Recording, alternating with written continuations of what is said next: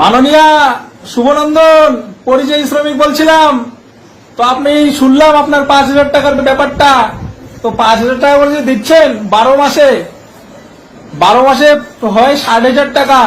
তো আপনার ইলেকশনটা হচ্ছে ফেব্রুয়ারি মার্চ মাসে। তারপরে ভগবান না করুক আপনি যদি না থাকেন পরে, তাহলে কে দিবে? আমরা যে এখানে কাজটা সবকিছু ফেলে রেখে চলে যাব। এই যে 2টো রুম নিয়েছি, একটা এই যে 2টো, ঠিক আছে, 2টো রুমের ভাড়া হচ্ছে 12,000 টাকা মাসে।